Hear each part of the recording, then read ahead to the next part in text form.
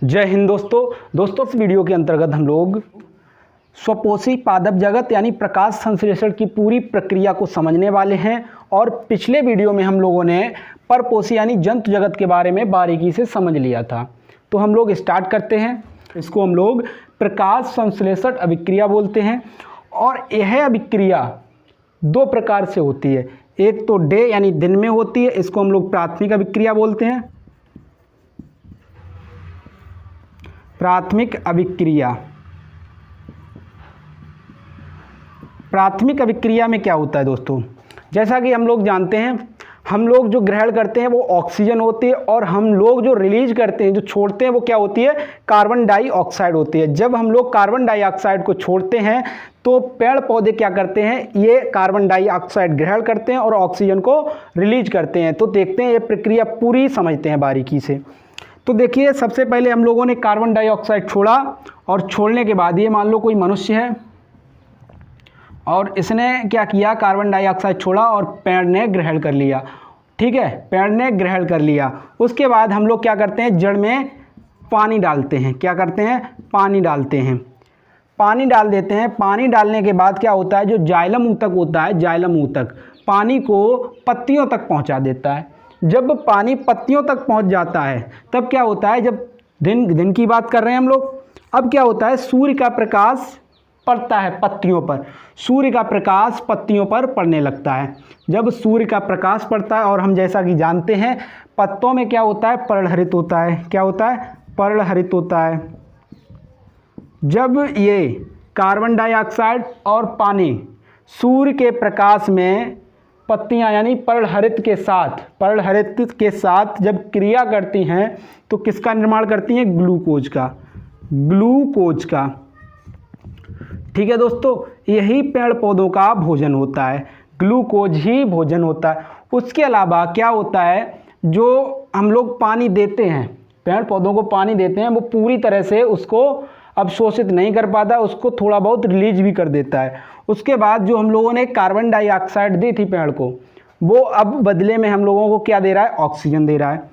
ठीक है, ये अभिक्रिया भी संतुलित नहीं है, इसको हम लोग संतुलित कर ले रहे हैं। 6, 12 और यहाँ पे गुणा नहीं करेंगे, यहाँ पे कर देते हैं 6 का, यहाँ पे 6 का। अब देखिए सभी बैलेंस पूरा होगा। अब देख सकते हैं कार्बन हमारा कितना है, 6 है, कार्बन 6 में नज़र आ रहा है। ऑक्सीजन 6 दूनी 12 और 12 कितना हुआ, 24।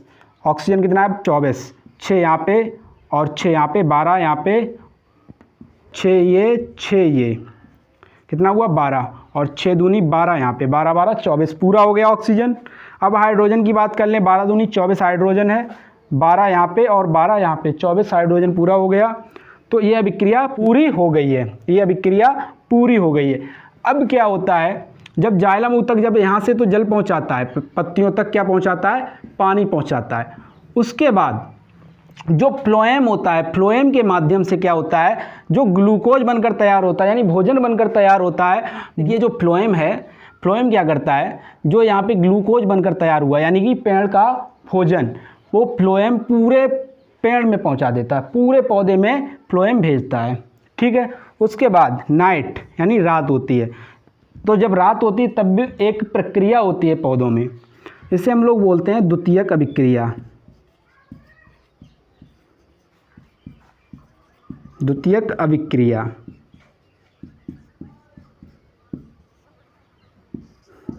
दोस्तों अभी तक चैनल सब्सक्राइब नहीं किया है तो फटाक से चैनल को सब्सक्राइब कर लीजिए।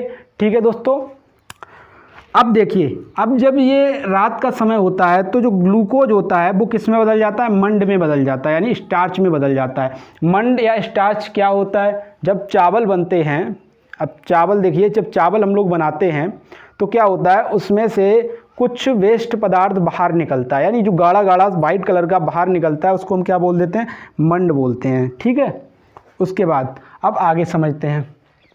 पत्तों में क्या होता है, पर्णहरित होता है। ठीक है, क्लोरोफिल क्या होता है, क्लोरोफिल होता है। और जो पत्तों में जो पत्ते होते हैं उसमें जो पत्ते होते हैं उसमें मैग्नीशियम की बहुत अधिक मात्रा पाई जाती है। किसकी, मैग्नीशियम की बहुत अधिक मात्रा पाई जाती है। पत्तियों को हम लोग पौधे का रसोई घर पौधों का रसोई घर हम लोग पत्तियों को बोलते हैं। ठीक है, उसके अलावा अब एक चीज़ हम लोग समझ लेते हैं, यहाँ पे हम लोगों ने शाकाहारी, मांसाहारी, सर्वाहारी, अपमार्जक की बात की थी, जंतु जगत की। ठीक है, तो जंतु जगत में यानी मनुष्य आता है। मनुष्य यानी महिला और पुरुष, महिला और पुरुष। तो देखिए ये ग्राफ बना हुआ है छोटा सा। एक वयस्क को कितने किलो कैलोरी ऊर्जा की ज़रूरत होती है उसके बारे में हम समझ लेते हैं। एक महिला है और एक पुरुष है। अगर वो हल्का फुल्का कार्य करते हैं, जैसे चलना फिरना टहलना ये सब करते हैं, तो एक मनुष्य को 2000 किलो कैलोरी ऊर्जा की ज़रूरत पड़ेगी। उसके अलावा महिला को 2100 किलो कैलोरी ऊर्जा की ज़रूरत पड़ेगी। ऐसा क्यों? महिला को ज़रूरत ज़्यादा क्यों पड़ती है? क्योंकि उसकी जो आंतरिक क्रियाएँ हैं, आंतरिक क्रियाएँ ज़्यादा होती हैं, इस वजह से महिला को ज़्यादा किलो कैलोरी ऊर्जा की ज़रूरत पड़ती है। यदि 8 घंटे कार्य की बात की जाए, अगर कोई पुरुष है 8 घंटे कार्य करता है तो कम से कम 3000 किलो कैलोरी ऊर्जा की ज़रूरत पड़ेगी उसको।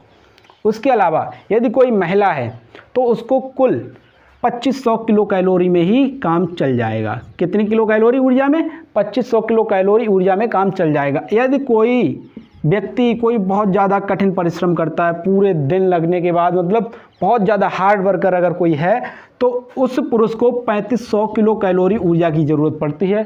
उसके अलावा अगर कोई महिला है तो उसको 3000 किलो कैलोरी ऊर्जा की ज़रूरत पड़ती है। हमारे पौधे होते हैं, उनकी पत्तियों में छोटे छोटे छिद्र होते हैं, वहीं से ये बाष्पोत्सर्जन करते हैं और इस बाष्पोत्सर्जन को फोटोमीटर से मापा जाता है। किससे? फोटोमीटर से मापा जाता है। ठीक है दोस्तों, फोटोमीटर से क्या नापा जाता है? बाष्पोत्सर्जन नापा जाता है।